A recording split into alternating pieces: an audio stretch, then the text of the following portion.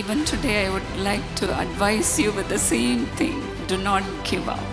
Whenever we would stand up to minister, there the devil will be to put us down. He will be bringing discouragements, but then never give up. All things work unto good for those who love God. Never be anxious about the things that are happening in your life. Just surrender your life totally to God. Today we are going to meditate upon the word that is from Deuteronomy 14:2. आज जिस वचन को हम सुनने जा रहे हैं वो पाया जाता है जैसा कि व्यवस्था विवरण 14 वचन 2 में He has chosen you from all the nations of the world to be his own treasure. उसने विश्व के सारे देशों के लोगों से आपको चुना है कि आप उसके लिए एक विशेष खजाना ठहरे। God has made you to be his special person. और परमेश्वर ने आपको अपने लिए एक विशेष व्यक्ति के रूप में रचा है। God has prepared you. God has created you even before the foundation of the world. यहाँ तक कि संसार के रचे जाने के पहले ही परमेश्वर ने आपको चुना और रचा। God has written everything in his book for what you should do and how you will be accomplishing things. परमेश्वर ने पहले ही अपनी किताब में निश्चित करके लिखवा दिया कि आप क्या उपलब्धियां पाएंगे और क्या करेंगे। So why should we be so worried to totally surrender ourselves to do God's work? इसलिए हमें चिंता करने की आवश्यकता नहीं, बस हमें अपने आप को परमेश्वर के कार्य के लिए पूरी तरह से बस समर्पित करना है। If we live our lives for him, he will make all things for our good. अगर हम अपना जीवन उसके लिए जिएंगे तो वो हमारे लिए सारी चीजों को भला कर देंगे। All things work unto good for those who love God. वे जो परमेश्वर से प्रेम करते हैं उनके लिए सारी बातें मिलकर भलाई ही को उत्पन्न करती हैं। Whatever may happen in your life, चाहे आपके जीवन में कुछ भी क्यों न हो, never be anxious about the things that are happening in your life. कभी भी आपके जीवन में जो कुछ चल रहा है उसके कारण से आप चिंतित न हो। Just surrender your life totally to God. बस अपना जीवन पूरी तरह से परमेश्वर को आप समर्पित कर दें। When I was so young, when I was only 21 years old, my mother passed away. जब मैं केवल 21 वर्ष की थी तो मेरी माता जी गुजर गईं। And one of my friend said to me like this, Evangeline, don't go so close to God. और मेरी एक मित्र जो थी, सहेली थी, उसने मुझसे कहा, इवेंजलिन तो प्रभु के बहुत पास मत जाओ, It will be dangerous. वो तुम्हारे लिए बहुत खतरनाक होगा।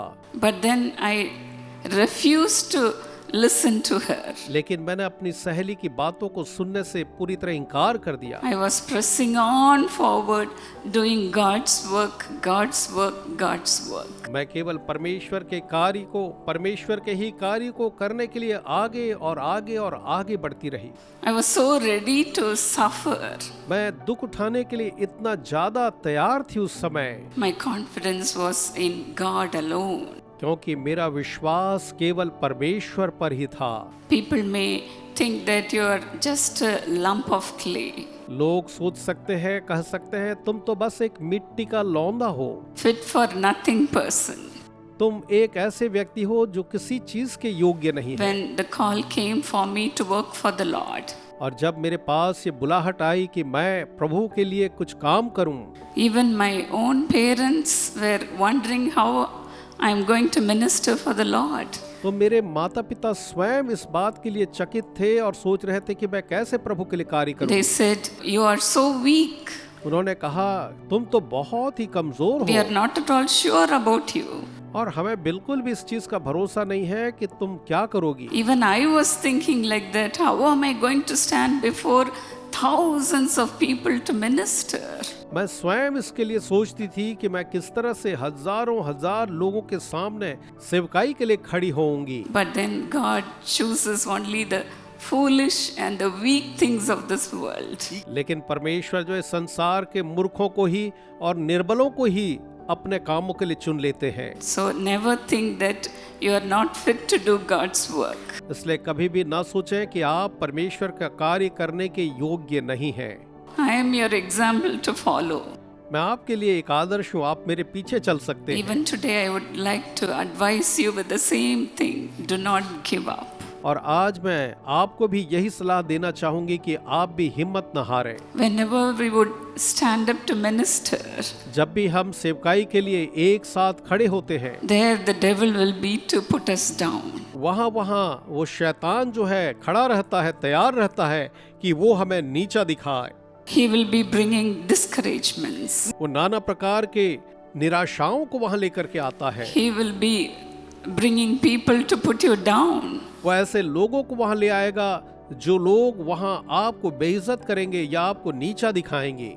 But then never give up. लेकिन आप कभी भी हिम्मत मत हारना, Never give up. कभी हिम्मत न हारना। Like myself, you may be thinking within yourself, saying, I am not fit for God's purpose. मेरी तरह शायद आप भी ये सोचते होंगे कि मैं परमेश्वर के उद्देश्य के लिए पूरी तरह से उपयुक्त नहीं हूँ। Never give up, dear friend. प्रिय मित्रों, कभी भी आप हिम्मत न हारें। You will be a blessing to others, dear friends. प्रिय मित्रों, आप दूसरों के लिए एक बड़ी आशीष होंगे।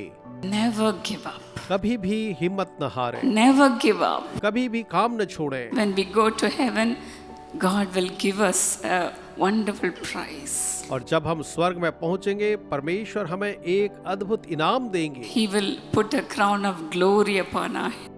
वो हम में से हर एक के सिर पर एक महिमा का मुकुट We are रखेंगे। not living for ourselves, हम अपने लिए नहीं जी रहे हैं, but then we are living for the Lord. लेकिन हम तो अपने प्रभु के लिए जी रहे हैं। The Lord has created you in Jesus Christ to do His purpose. परमेश्वर ने आपको मसीह यीशु में रचा है ताकि आप परमेश्वर के उद्देश्यों को पूरा करें। You are not here in this world to do your work. आप इस संसार में केवल अपने ही कामों को करने के लिए नहीं हैं। You are doing your work in this world along with God's work in this world. आप अपने कामों के साथ इस संसार में परमेश्वर का काम भी कर रहे हैं। Always remember that. और हमेशा इस बात को आप याद रखें। Never give up, dear friend.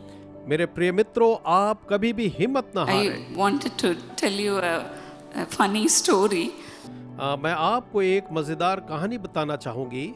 There was a grandma called Cha Sa Soon. एक दादी थी जिसका नाम था चा सा सुन, She was living in a remote village area. और वो एक बहुत ही दूरस्थ ग्रामीण क्षेत्र में रहती थी। She always wanted to learn to drive. और वो हमेशा यही चाहती थी कि वो जो है गाड़ी चलाना सीख ले, But then she didn't try to get the license लेकिन उसने कभी कोशिश नहीं की कि उसको लाइसेंस मिल जाए। until she was in her 60s. She didn't try to get a license for driving.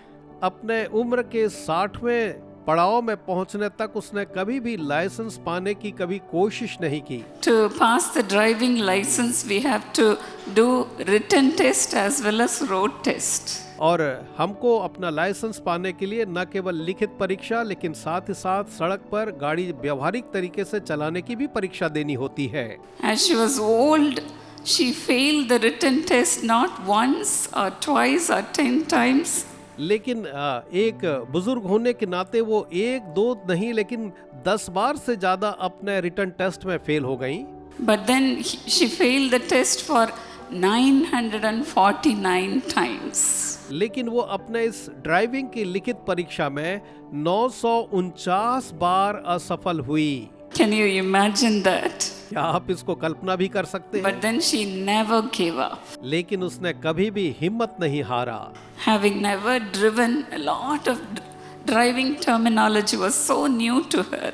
क्योंकि उसने कभी गाड़ी नहीं चलाई थी, बहुत से उसमें जो शब्द होते थे ड्राइविंग टर्मिनोलॉजी वो उसके लिए बिल्कुल नए थे। But she refused to quit. लेकिन उसने छोड़ने से इनकार कर दिया। Finally, on her 950th try, she passed the written test. और आखिर में अपने 950वें परीक्षा में वो पास हो गई। She was so persistent to get the license.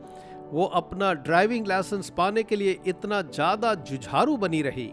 Her triumph was celebrated. और उनकी जो जीत थी उसको मनाया गया। And she became a national hero. और उस समय वो पूरे राष्ट्र में एक ख्यात नाम व्यक्ति बन गई, एक राष्ट्रीय हीरो बन गई। She was even given a Kia Soul car as she had won the prize, और उन्होंने एक किया सोल कार को भी इनाम में जीता, as she had won the test. क्योंकि उन्होंने वो टेस्ट पास किया। And she even appeared in one of their commercials. यहाँ तक कि वो किया कंपनी के एक विज्ञापन में भी आई थी। All because she didn't give up. She was awarded with a beautiful car. इसलिए क्योंकि उन्होंने हिम्मत नहीं हारी, अपना काम नहीं छोड़ा, उन्हें एक खूबसूरत कार का भेंट मिला। At her home on her wall, she had posted a beautiful wording saying, "Never give up."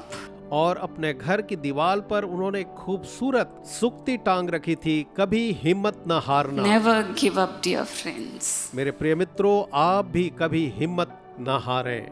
Keep on praying. आप प्रार्थना में लगे रहें, Keep on working for the Lord. प्रभु के लिए काम करते रहें, Keep on fasting and pray. उपवास और प्रार्थना में लगे रहें। Never say that I'm so tired, I'm so weak. प्रियो, कभी भी ना कहें कि मैं बहुत ही थका हुआ हूँ, थकी हुई हूँ या कमजोर हूँ, Be strong. लेकिन आप बलवंत बने।